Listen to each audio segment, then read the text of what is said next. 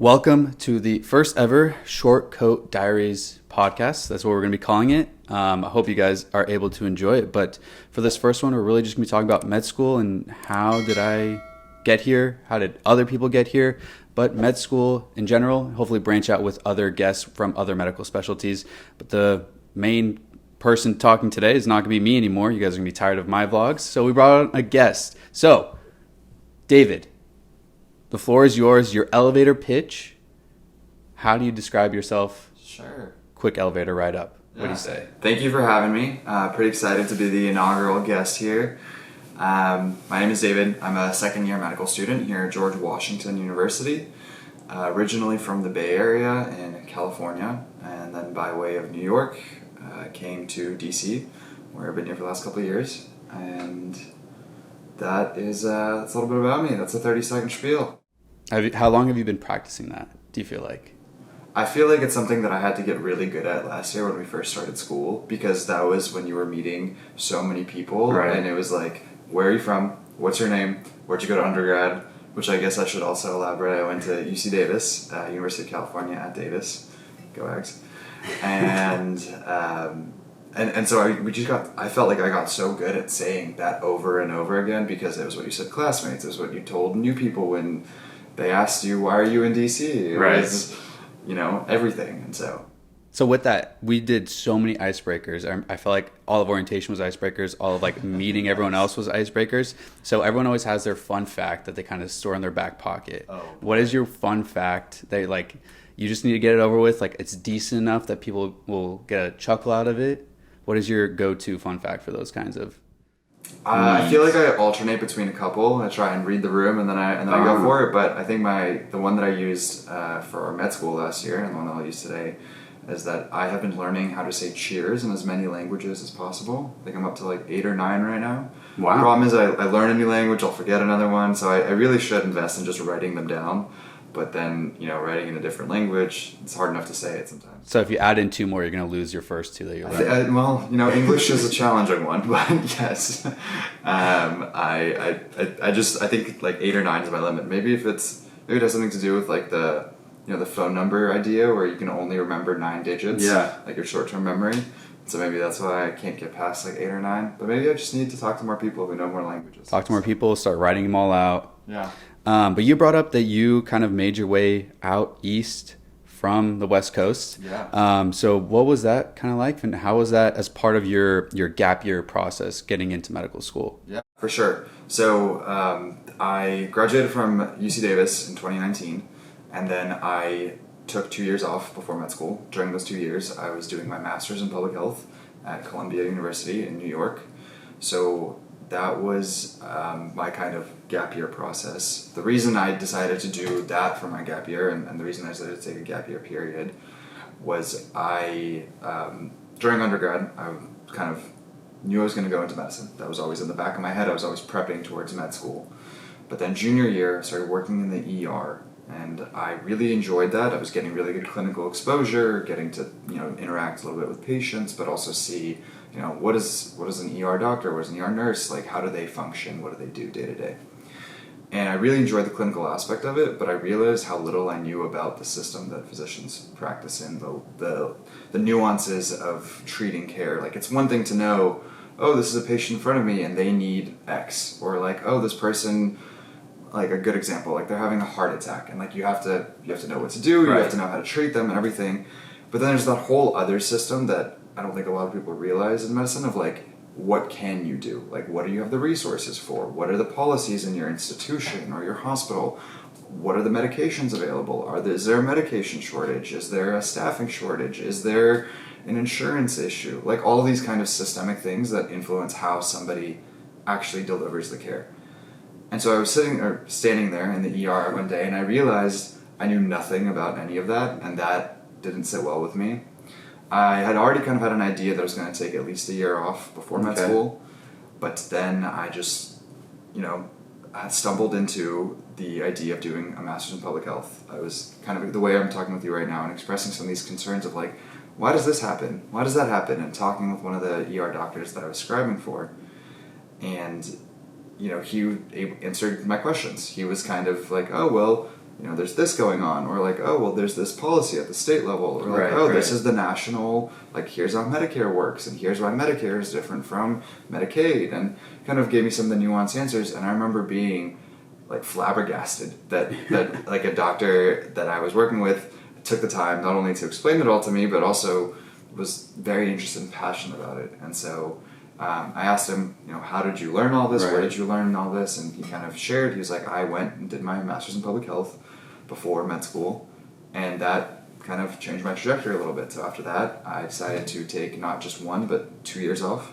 Okay. Do a 2-year master's in public health with a focus in health policy, which was amazing. I mean, public health looks at everything at the system, right? It's not the individual patient, it's not the person in front of you, it's the city, it's the state, it's the nation, it's the world. And that perspective, and especially focusing on the policies in those perspectives, was amazing, and like a complete different way of looking at the world and thinking about, if I was going to go into medicine, which I, eventually did, like how that would influence the way I want to practice medicine. Because I think medicine and public health are two things that have so much overlap, but I feel like it doesn't always feel that way sometimes going through it. Yeah. Well, you just had a lot to unpack there. And I think that was like super important, because I think as, going through med school, and we're in a very unique position that we're at GW, where they put such a big emphasis on public health.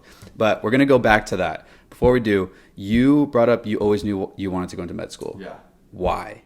Yeah. So I come from a family of physicians, as I think a lot of people who go into medicine, I think, do. Right. My mom is a doctor. My cousin is a doctor. Both of my grandparents, my aunt, my uncle, all were physicians. So it was very much definitely like a thing in the back of my head. Right. It was always kind of what you were exposed to very early. And then, as a kid, the subject that I gravitated towards was science. I always liked understanding why. I always wanted to know, like, how did that happen, or like, why is that a thing, or where did that come from? And I think I just was a very curious kid, and always wanted to read more and learn more and do more. And then that kind of, inquisitive like nature was coupled with the fact that I really liked talking to people, and I was very much like a people person. And so when you take these two kind of like separate things and you try and find a little overlap, medicine, I think it does a phenomenal job of that, because in medicine you get to work with people on a day-to-day basis, you get to talk to new people, meet new people, hear about their lives, hear about the things that they're going through, but then you also have such a nuanced understanding of like the intricacies of the conditions they're describing, and like the cellular processes that lead to the manifestation that is in front of you, or the genetic component of something, or the way that like a drug is able to target a cell. That still makes no sense to me, how like we've come to the point of like, here's this one little kind of whatever it may be. Here's a compound. Here is some sort of enzyme, but we're just gonna go directly just for that. Blows my mind. But with that, like I've talked with you a lot, and with other people, about having family as physicians, as your role models. And I know that for me personally, my parents are more so under the kind of idea of, find anything else you like more than medicine, go do that. Like if you want to go be an engineer, by all means. If you want to go down business, please go do that. But I never found anything that I had that kind of passion or drive for, like I did with medicine. And now, did you have that same kind of mindset, or were you given the same kind of speech from your family in that regard of like, go find something else, if not, then medicine? I had maybe a similar, but I think the speech was given a little bit differently. And for me, it was, find the thing that makes you the happiest. If it's medicine, that's great. We'll support you. But don't do medicine because we do medicine. Do medicine because it's the thing that you have decided for yourself that is going to make you the happiest. Granted, they were very, very supportive of me exploring things, of trying new things, of like, when you're in elementary school, middle school, and you have this opportunity to do like the camps, to do like a robotics thing, or like a wildlife thing. Those are all things that I remember exploring and thinking about. And then I would always kind of be like, well, that sounds interesting, but I feel like I just want to do more of like what my mom does. And because I got to see what she did on a day-to-day basis, that she got to do all of the scientific things, but she also got to impact so many people's lives. And I think that was like such a powerful force that it kind of became a no-brainer for me really early on that like this is what I was going to do, and that like this is how I was going to impact the world and try and make a difference. Right. So one story that I don't know if I've ever brought it up or have talked about it, but I remember being younger, and some days my dad would be called into the office, and for whatever reason it was, I was with him at the time, so I'd just go sit in his office for an hour, 3 hours, however long he had to go see patients, whatever it may be. But in his office, in one of the drawers, he had this massive container of jelly beans. No idea where it came from, but I know for certain I was the only one that ever ate them. And so with that, I felt so comfortable in the hospital. Did you have any similar experiences where like, I did. Because I feel like a lot of young kids, they hate the dentist, they hate going to the doctor, but I felt just like it was like another home or like a very comfortable place. Yeah, I can't agree with the dentist thing. Like Dr. Darvish, if you ever watch this, love you, but not a fan of going to your office. I definitely felt very at ease in like my mom's office. My mom is an outpatient, or she recently retired, so was an outpatient internist. And so on days off, on random 3-day weekends, or if there was a holiday or like a other reason for me to get the day off and she would not, Right. she often did take me into the office, and she would kind of like put me in the corner and be like, all right, here's your books, here's your things, and then the nurses would come and check on me, or she would come and check on me and stuff. And I definitely felt at ease. I would also say that being in her office was a very nice experience when so many people would come by and would be like, oh, you're her son, like thank you. And people would be thanking me, and I was like an 8-year-old, and I was like, what do you? I'm just sitting here coloring. Like, what are you talking about? I'm just reading like Magic Treehouse. What do you like? Thank you, But I just remember that, and like that definitely played a role in the fact that I saw, I might not have understood why they were thanking me at the time. That's something that I think I realized a little bit later on. But I saw that like my mom made an impact in so many people's lives, whether it was her colleagues, whether it was the patients, or like the random people in the hallway would just come and stop by and say hi and just sing praises about my mom and how much she gave back to others, and like that. I think that contributed to the sense of at ease that I felt too, of like knowing that this was a good place, and like this was a place that what my mom did mattered, and like what I wanted, like I saw that and I was like, I want to emulate that. Like I get to do something with science, I get to work with people, and I get to like make a difference. Like that sounds pretty cool. So for an 8-year-old. For an 8-year-old, that is like the next question I have for you. So, we always look back or look forward of like what we want to do or what we wish we had done. Yeah. So do you think your 8-year-old self would be proud of where you are today? Ooh, I really hope so. I think they would be. I think he would be. Yeah, I feel like it's one of those things that I'm pretty proud of where I've gotten to, and I think a lot of it has been because other people have helped and like along the journey. But I do... Is there anyone in particular that you'd like to give a shout out to that has like helped you? I mean, I think I've said it enough at this point, but I don't think it will ever be said enough of like how much my mom has influenced me and into developing who I am, and not only in my career but also in my personal life, and like the values that I hold and the way that I want to treat other people, which definitely goes hand in hand with medicine, but I think is its own kind of separate category. There's definitely a few like role models that I had, whether they were a couple of teachers in middle school and high school that just they didn't even like I remember a couple, none of them even taught science, right? They were just happened to be really kind, genuine people who took an interest and who like saw that I was really into like 7th grade science, which was, I don't think we were doing like biology yet. It was like Californian Earth Science or something like that. I don't know. It was like it was like general, right? But I remember they would just take an interest and would like reinforce it and would like help it and would like help it to grow, and could tell that if that's what I wanted to do, then like they wanted to support me. And so whether that was in 7th grade or in high school or in college and even beyond, right? Like people who have just gone out of their way to say like, hey, I can tell you're really passionate about this. I can tell this is something that means a lot to you. I want to help you. What can I do to help you? Or, here are the things that I maybe can offer. Like, would you like that? Here's those things. And so definitely would not be here without some of those people along the way. Yeah. Well, I think that's they really emphasize that in almost getting to med school. It's not like your own individual journey. There's so many people along the way that 100%. had to have helped you out, because doing it alone is near impossible.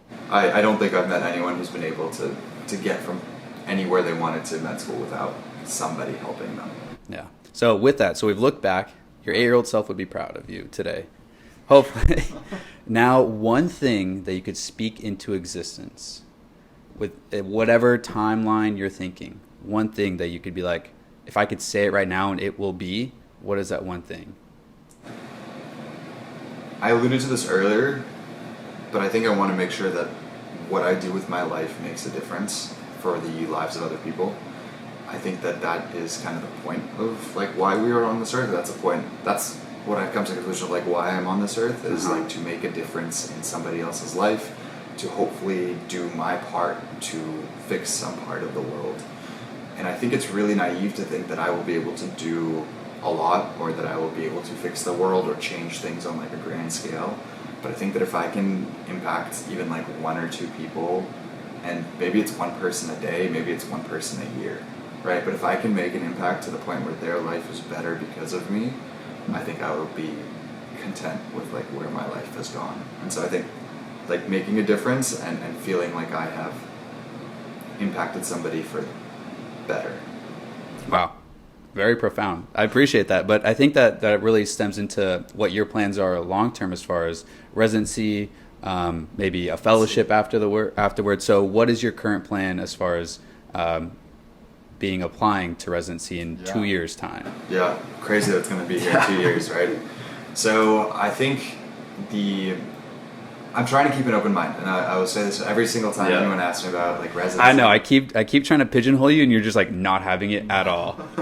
And I think that's because, I don't think it's fair to not having actually been on the wards yet to tell you that I'm like, absolutely yes for this and definitely not for that. Because who knows, I might get there and everything will change. Right. But I think there are definitely a few things that I'm leaning towards, and I'm more interested in those, and those are the things that I'm more actively exploring. So for me, I think that's emergency medicine. I think that the ability to meet so many different people, to never know what's coming through the door, to literally be there 24 hours a day, 7 days a week for anyone at any point with just about anything that they need is so cool to me. And it's such a big intersection with like where public health meets the healthcare system. Right. Because the ER really is our society's like safety net, right? Like it's the community's canary in a coal mine, so to speak. Like if something is going wrong in the community, the first place that usually sees it is the ER, because most often when the big things that are going wrong happening, they impact health, or at least that's when that's how I view the world. Maybe people not in healthcare would view it a little bit differently, but right. I definitely, from the amount that I worked in the ER in the past and have continued exploring it now, I see that day in and day out of like the ER is where people go when they're often at their worst, and I think that's where there's the most I think there's the most that I could do or most impact, and alluding back to like what I would think I want out of to speak into existence. Right. I think the ER would be a really cool spot to actually get to do that. That's residency. Definitely a few other things I'm considering as well. I have recently started exploring critical care. I think that's kind of like a offshoot of ER. There's definitely a lot of relations, but it's also very different. Critical care is essentially focusing on like ICU medicine, intensive care units, and so you're dealing with really, really sick patients, and often a plethora of other conditions are kind of clouding medical decision making. Right. Haven't spent a whole lot of time in the ICU, but every time that I have spent, I have thought it was really fascinating because the granularity and the knowledge base is just even more. It's truly everything, and I think like I'm very easily astounded, and like I'm a very curious person, so seeing people that are able to master all of that and then apply that to like the person in front of them and be able to factor in all these things and then go on and help them heal or help them get better, if hopefully that's what happens. I think that is so like.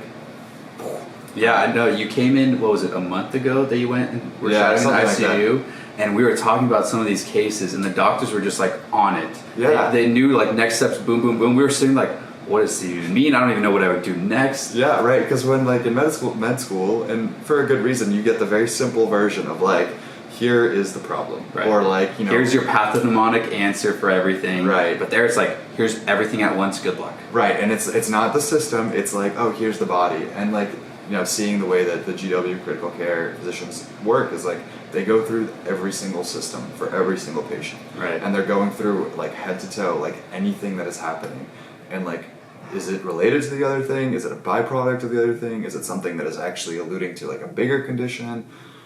It was definitely a very interesting experience, something I'm definitely considering, but that's a fellowship, and right. Even if I did decide to do that, that's not for many years down the road. Got it. So with the plan of ER, you've kind of been taking it on yourself to do more shadowing to kind of get experience before you really get into our clinical years in the wards.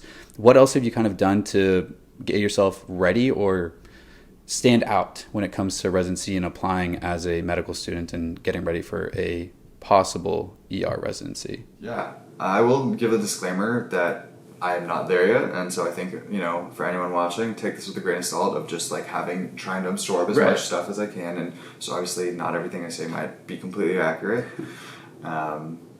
but I will say that ER has fluctuated in recent years in terms of competitiveness, right? Okay. That's something that you hear about all the time with residencies of like, oh, this residency is really competitive, you have to have this, and this, versus some residencies are less competitive and you don't need all those other things. Right. I think, you know, ER kind of falls in the middle most years. Okay. I think some years it's more competitive, other years it's less.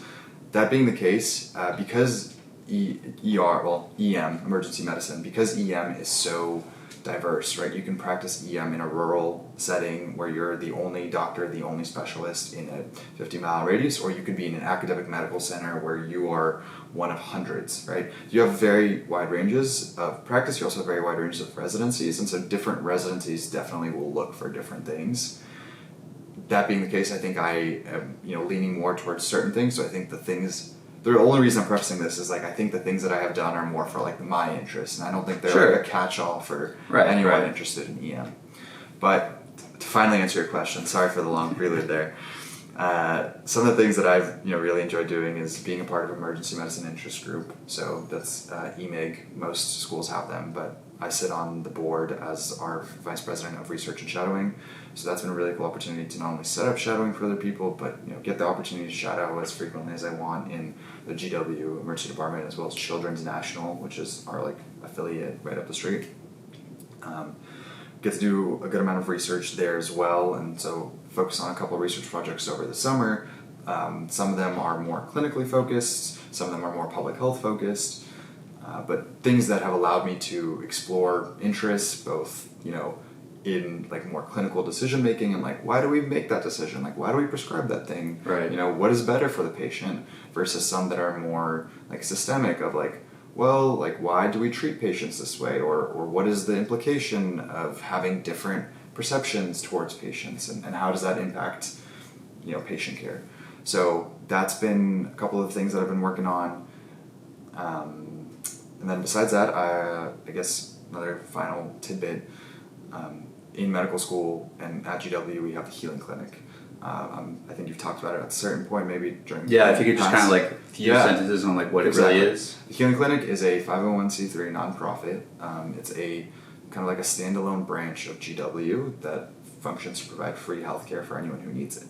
So Healing Clinic has a couple of like under the umbrella, there's like sub branches. Exactly. So there's like the Healing Clinic umbrella, and then there's like a couple of clinics within it. So I am the director of our homeless medicine initiative. So people experiencing homelessness is just one of those things that I've kind of saw a lot in the ER, felt really passionate about, just not understanding of like, why can't we do better for these patients? And so working in homeless medicine initiative has allowed me to kind of help facilitate not only involvement with the community in DC, but also try and establish an actual partnership with a healthcare organization here to allow medical students to see what it's like to care for people experiencing homelessness and provide medical care and treatment and, you know, education and try and make a difference. Wow. So you kind of been doing a lot of the other things outside of academics, which I think is a big push of, step one, pass fail, our preclinical years, pass fail. So I think it's very good on you and a lot of the other students that we speak to, is that they are doing the other things that they're more passionate about. Exactly. Because it's like, these are things that I look forward to doing. Like, none of the things that I have signed myself up to do are things that I'm like, oh, I'm doing this to check a box, or like, I'm doing this because I have to. And I think that if anybody's ever at the point in medical school where they're doing things because they have to, I feel like you should maybe reevaluate, why are you doing those things? Because I don't know that that's a healthy way of viewing like your career or your future career, because if you start doing that now, I think you'll end up doing the same thing later, and at a certain point, 10, 15 years down the line, you'll look back and realize, like, who am I? Why am I doing these things?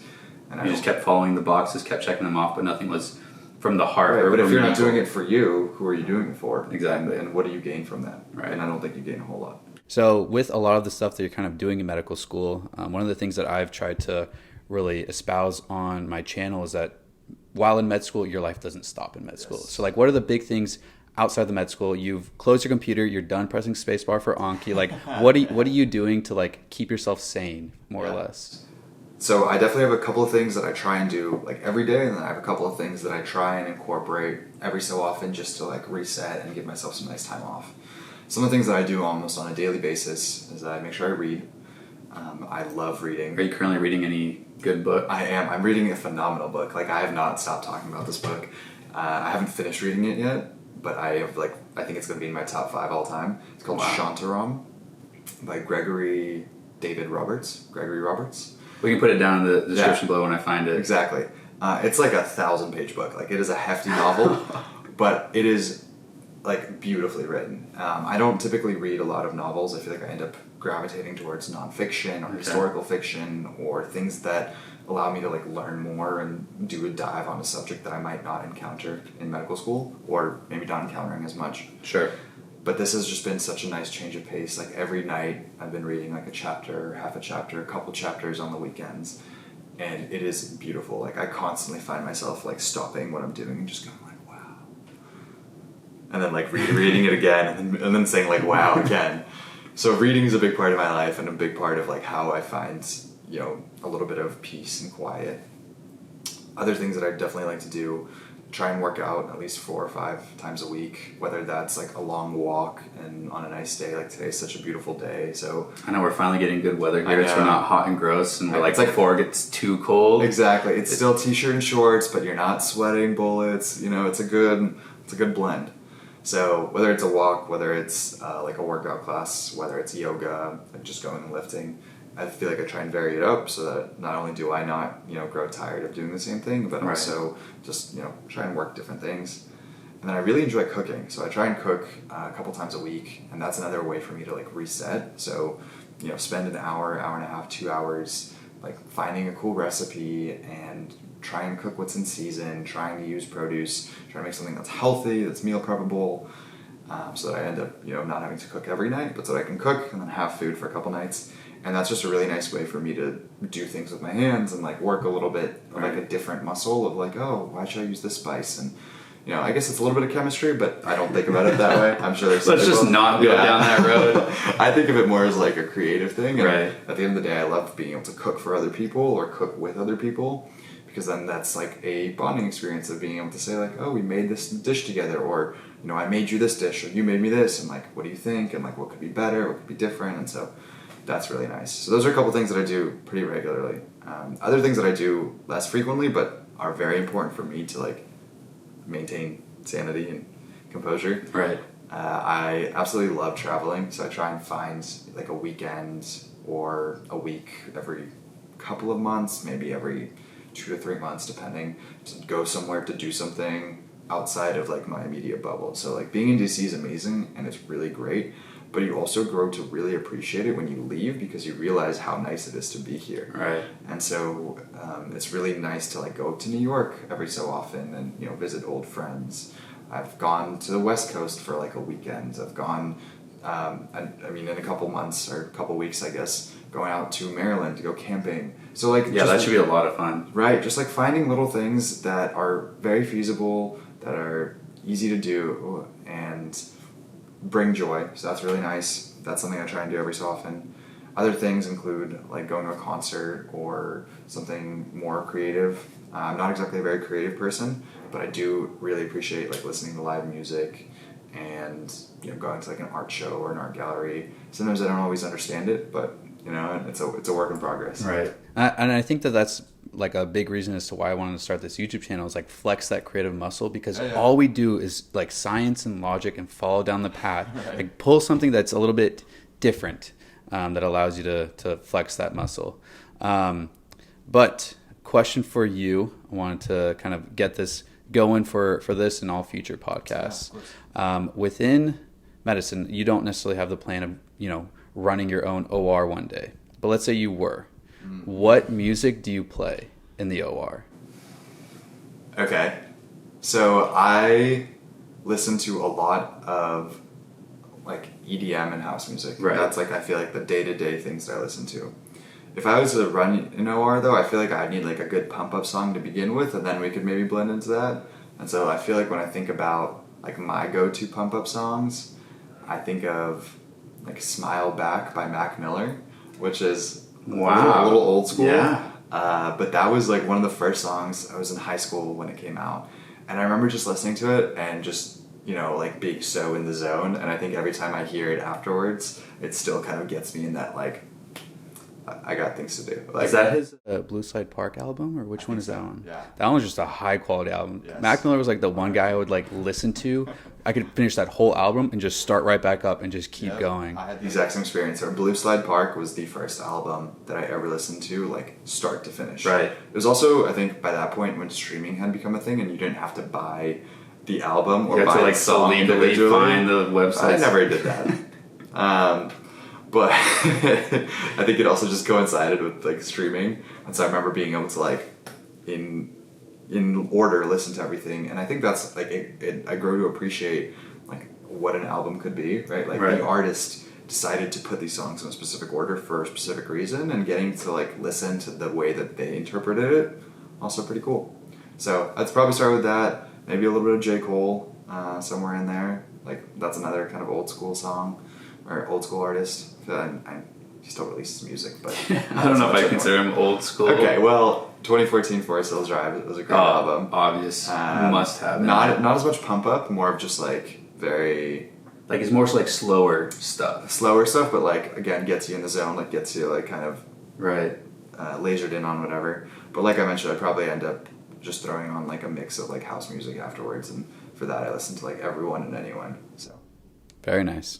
Well, I think we're kind of wrapping up on time here, but we are going to have a lot of pre-meds probably listening to this podcast, at least I'd hope so. So what is your one piece of advice that you'd give out to a pre-medical student who, is either starting as a first-year freshman or is about to go through the whole application process? Kind of like, what is your piece of advice that you could either share to them or you'd wish you had known going through it all?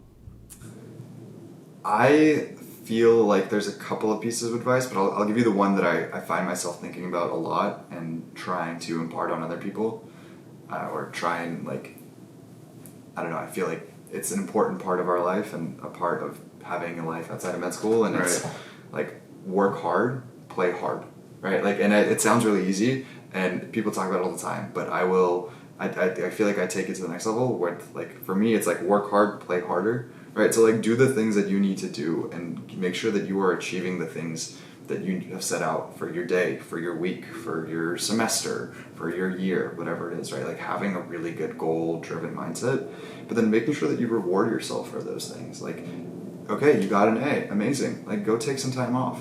Like do the things that you want to do, whether that's travel, whether that's, I don't know, hang out with friends, family, like explore things, food, whatever it is, do it. And make sure you enjoy it while you're doing it. Don't think about the next thing that you have to do. Like savor the moment. So like work hard, play harder, and I think that like balance of like make sure you get your things done, but then also make sure you reward yourself because you worked hard for them and it's growth and it's improvement, and then it's going to fuel your next like goal. So well said. So with that, work hard, play harder. The first episode of Short Coat Diaries here with David And hopefully we'll have you back on maybe one day, because we got a lot to dive into med school, your life, everything else. So that is going to be it for the first episode of Short Code Diaries.